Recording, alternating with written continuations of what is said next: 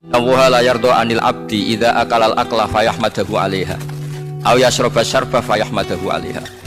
Itu redaksinya inna itu sesungguhnya. La yardo juga pakai lam taukid, juga maknanya sesungguhnya. Sungguh-sungguh Allah sangat ridho ketika seorang hamba itu makan ketika sesuap nasi dia muji Allah, ketika minum seteguk nasi dia muji Allah. Itu kalau orang diridhoni Allah itu wali betul. Itu untuk jadi wali itu gampang. Kamu makan ridho, kamu nginjak buminya Allah ridho seneng, kamu hidup keseharian aman seneng. Nah ini supaya sampean kita semua ngaji betapa panduan Rasulullah untuk menggapai ridho Allah itu banyak yang keseharian sekali. Saking kesehariannya banyak dalam hadis dan itu sahih. Nabi menyebut hal-hal yang keseharian. Hatta matas alufi fimroatika, kamu punya uang kemudian istri kamu bisa makan, itu ibadah.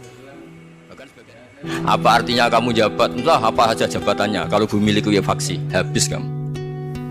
Kiai meskipun dai kondang umatnya jutaan, kalau likuya faksi di panggung hancur.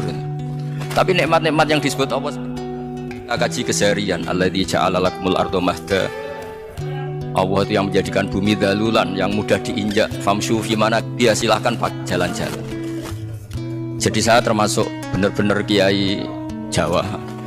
Kalau kerennya Kiai Nusantara atau Kiai Indonesia lah. Diajari bapak saya Kiai Haji Nur Salim, diajari Mbah Maimun. Itu Islam itu keseharian. Karena ketika Anda memilih hal-hal yang serius, itu tujuan utamanya nyari ridhonya Allah. Dan ridhonya Allah bisa kamu dapatkan sesuatu yang pasti. Tuhan itu siapa? Yang memberi makan kamu ketika lapar. Tapi kamu untuk syukur itu nunggu punya istri cantik, neriman, gampang diatur, membolehkan poligami. Terus 4 istri itu neriman semua, loyal semua, itu sombong betul. Mau syukur saja kok repotnya seperti itu. Jadi mau syukur ya ada makanan dimakan gitu. Kalau ngantuk ya tidur. Ayatnya wa min ayatihi manamukum billaili wan nahar. Maksud ayat Allah itu tidur. Nah keangkuhan-keangkuhan ini yang menjadikan kita itu jadi repot hidup. Untuk syukur kok nunggu tadi, mertua baik, tetangga baik, istri baik, apa saja di sekelilingnya harus baik. Nah keinginan berlebihan ini menjadikan kita lupa ada hal-hal yang paling kita butuhkan, yaitu oksigen. Kita boleh nempat di buminya Allah.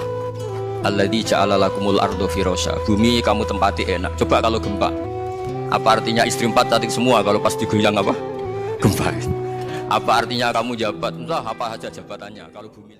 Misalnya sholat pesawat, hukumnya gimana? Kalau melihat waktu sholat ya harus sholat. Tapi melihat kalau kamu sesuci misalnya, sesuci di pesawat itu wudunya kira-kira sempurna enggak? Buatan kan? Kalau sempurna dimarahin awak tapi setelah itu tidak sempurna kira-kira tetap wajib sholat apa enggak? Mesti jawaban pertama wajib. Lalu sholat ini namanya apa? Sholat ya hormatin waktu, hanya menghormati waktu, tapi nanti setelah di kos-kosan atau di Korea harus dikodoi. Tapi ketika wajib ngodoi melihat wajah-wajah gini, wah sholat aja sudah menguntungkan, disuruh wajib ngodoi. Muftinya ngeper lagi. Karena wajah-wajah kayak sampean itu semua mufti pasti ngeper. Ini sholat fardu aja abot, apalagi disuruh kodok. Hanya kalau ditanya hukumnya gimana Gus, wajib sholat, wajib ngulang enggak? Kamu enggak. Misalnya sholat pesawat, hukumnya gimana? Kalau melihat waktu sholat ya harus sholat. Tapi melihat kalau kamu sesuci misalnya, sesuci di pesawat itu wudunya kira-kira sempurna enggak? Buatan kan?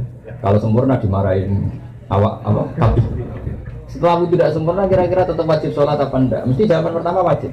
Lalu sholat ini namanya apa? Sholat ya hormatin waktu, hanya menghormati waktu, tapi nanti setelah di kos-kosan atau di Korea harus dikodoi. Tapi ketika wajib ngodoi melihat wajah-wajah gini, wah sholat aja sudah menguntungkan, disuruh wajib ngodoi. Muftinya ngeper lagi. Karena wajah-wajah kayak sampean itu semua mufti pasti ngeper. Ini sholat fardu aja abot, apalagi disuruh kodok. Hanya kalau ditanya hukumnya gimana Gus, wajib sholat, wajib ngulang enggak? Kamu enggak. Pikirannya mulai macam-macam. Nah, kenapa kalau mufti sarannya ketat? Karena mufti itu akan menimbang hukum yang kayak iya kayak tidak. Itu harus orang alim, nggak boleh hanya lewat itu. Saya beri contoh ya Mas Gunawan ya, kayak iya kayak tidak. Misalnya gini, saya beri contoh. Kerja di Korea itu baik apa enggak? Kalau melihat sisi jauh dari keluarga agak baik, tapi apa artinya deket tapi enak? Enak itu raine ketok terus rezeki ora tau ketok. Itu namanya enak. Jauh tapi gak enak karena levelnya kirimannya banyak. Panjang. Nah kalau istri kamu rata-rata nelpon kangen orangnya apa kangen kiriman? Nah itu kan terus ketika ada orang tanya baik mana merantau sama di rumah itu pas sudah itu ya cuma itu hukum sosial. Hanya sholat atau syarat sah tidaknya nikah itu nggak boleh hanya sekedar ngaji di YouTube. Tapi kalau syarat ingin tahu kebaikan sudah cukup. Karena kebaikan itu ma'ruf, mudah dikenal oleh Jadi kalau syarat-syarat yang ketat harus ketemu gurunya, ngaji lama, terus akhlaknya harus baik, hafal Quran, hafal hadis itu syarat untuk mufti, ya Pak? Mufti itu begini loh, fatwa sesuatu yang jelimet itu namanya mufti. Kalau sampai kan nggak perlu seperti itu. Hanya dengar ngaji saya yang bisa dilakukan, yang nggak ditunda itu sudah selesai. Dan potongannya ya tunda semua. Misalnya saya ngaji, wajib nggak orang nyaur utang? Saya jawab. Tahu toh? Ditunda apa langsung? Ketika kangen keluarga wajib nggak terus ingin pulang atau ngirimin? Tapi ketika ada tadi, pikirannya mulai macam-macam. Ini penting sekali karena dulu ada solusi masyhur itu makalahnya Imam Syafi'i itu.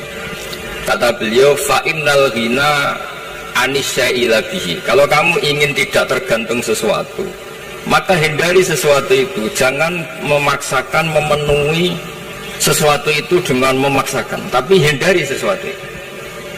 Saya misalnya kalau nuruti kepengen misalnya, kalau saya dengan nafsu serakah saya, mungkin saya ingin punya mobil mewah, ingin apa saja. Tapi itu membuat saya tersiksa karena harus menyediakan ini itu. Ya sudah, tidak usah ingin.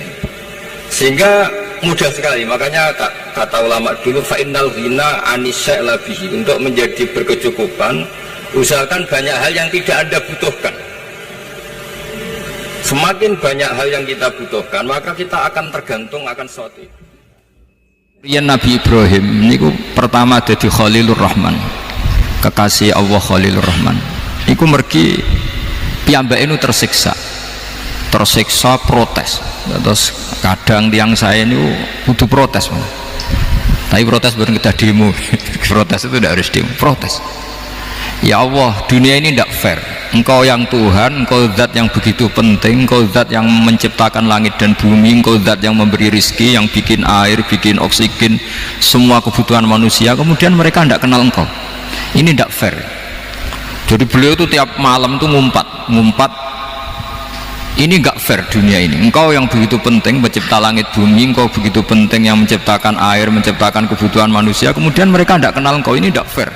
Ini tidak benar.